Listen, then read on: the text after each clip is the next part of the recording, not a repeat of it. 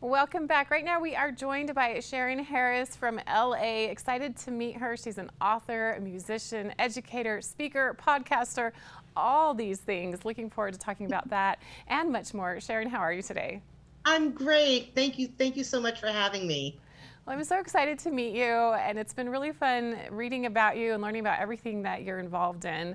But I want to start by looking back, if you don't mind. Did music play a vital role to you in your childhood?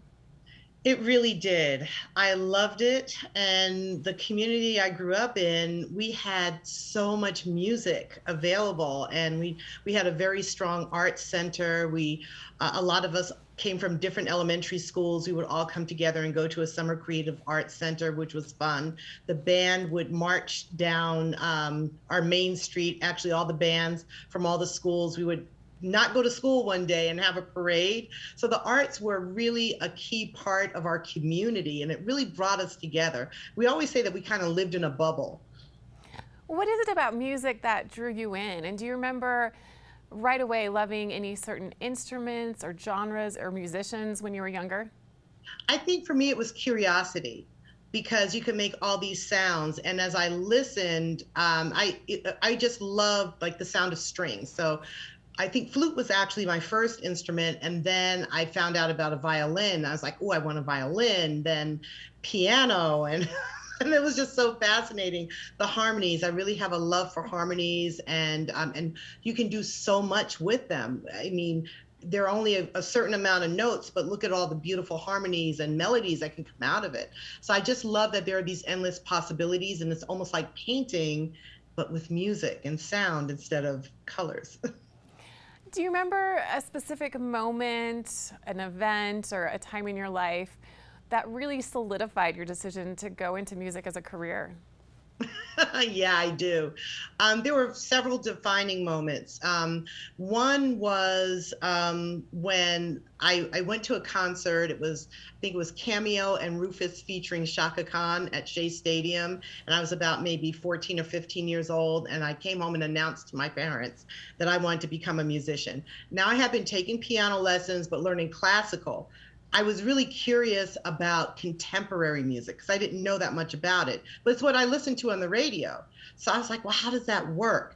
And I think for me, it was more of, I look at music almost like a science, and that's part of why I'm drawn to it as well, because I love the theory behind it and I love the application of it. And what happened from the moments where you realized this was your love, this is what you wanted to do for your life, for your career?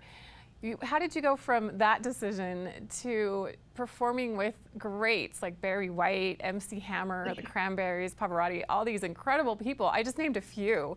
I Connect the know. dots for me. How were you able to go from there to that point? Sometimes I don't even know how it happened.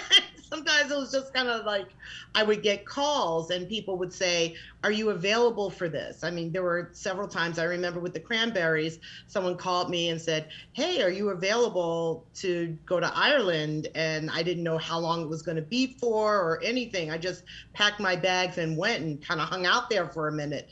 And it was really fascinating. And I don't know whether, sometimes a lot of it wasn't intentional, and it was just more of, I think, the work that I have been doing in the meantime, unbeknownst to me, in terms of networking. And, so that's what I've really been drilling down on. What is the science? What are the steps behind that?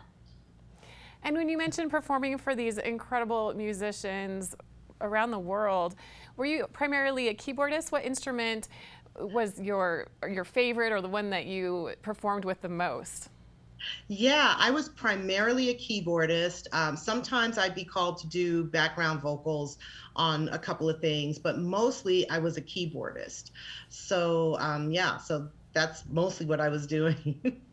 And what is it about the piano that really, I'd say, chose you? You're so talented. You're being very humble Thank about you. that right now, but really incredible talent on the piano. Why do you think that that was the instrument that you really went for?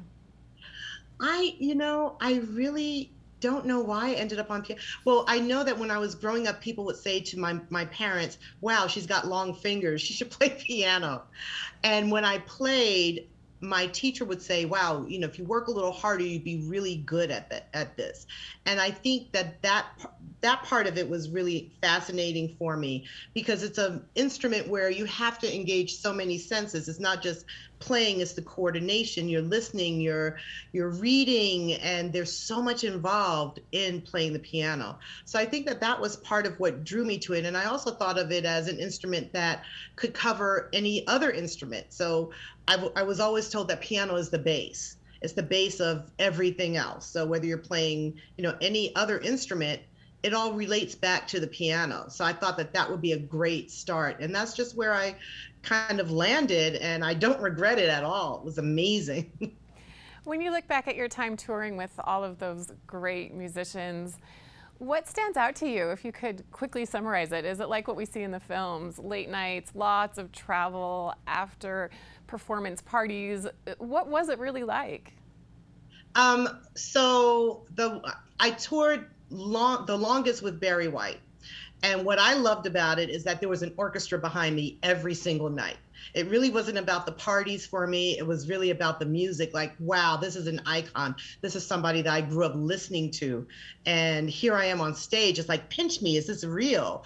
So for me, a lot of it was, I can't believe I'm doing this. I'm just a little girl who grew up from Mount Vernon, New York. And if you know anything about Mount Vernon, it's 4 by 4 square miles. We have a little bit of history because, we have Denzel from Mount Vernon, and there were some other artists, and we had a great basketball team. But there was I always say that there was something in the water. Dick Clark was from Mount Vernon also. So, it was just really interesting to come from this very small place and find myself on these stages with all these people. And it's just like, wow, I can't believe that this is my life. And that led you to your next step in your career, which involved education, starting a nonprofit, and Yes. now a writer. So Yes. when did you make that shift? So after I stopped touring with Barry, I started teaching. And when I first started teaching, I was not that enthused about it because I was going, these kids just don't practice. They don't get it. I don't know. I don't know if I can teach them. And then I had an epiphany. I woke up one day and I said, you know what? Maybe it's not about that. They don't have the same opportunities that I had. And this is going to give them structure. And I thought about all of the benefits that I got out of music. Because for me, music helped me academically. I graduated from high school. I had enough credits to graduate at 15, but I ended up graduating at 16, went to college at 17, graduated from college at 20. And a lot of that I credit my involvement in music because it helped with my auditory skills, it helped with my reading, it helped with just everything. It helped me to process things differently, to have a creative outlook. So I really started diving into the benefits of music education. When I came to the organization I was working with in South LA, I was working in an area where it was considered to be at poverty level. So these kids didn't have the same opportunities, but I saw them taking ownership and using this as a platform for other things, because a lot of the kids were able to go to college. They were able to get scholarships that they probably never would have been able to afford otherwise. So I was happy to be able to contribute and help them with their creativity. I have one young man who's one former student who's a prolific songwriter and artist, but he's also an attorney. And I just love that he's fusing everything together. So I love these stories and being able to have an impact on the lives of others. It really means a lot to me. And now with the book, I can kind of drill down on some of the do's and don'ts, the mistakes, the mishaps, and the successes and the wins that I've had over my career, now that I've been able to reflect and figure out what worked, what didn't work, and how I got around things to lead me to where I am now. And you are so generous to give back with your time and your talents through your teaching, your nonprofit, and now this book. You also have a podcast. So what can we do to connect with you, to continue this great conversation about your book, your podcast, and find out your next steps as well? Awesome. Thank you for asking. So you can find my book is online at SharynHarrisOnline.com, which is my website, and that's my website for my books, my products, my courses. I have webinars that I present, that I host. I think my next one will be coming up in a couple of months. And also, I'm on IG under Charyn Harris, and it's Sharon with a C. Charyn Harris. And those are some of the ways that you can connect with me. I'm also on Facebook. I have an author page on Facebook at I am Charyn Harris. So there are a lot of ways. I always encourage people, if you have a question, feel free to DM me. I'm always willing to help. I know what it's like to not know where to search for information, because I had no one to turn to when I was an aspiring musician. And that's part of the reason I'm doing what I'm doing, because I feel like having guidance and having mentorship is really essential to success.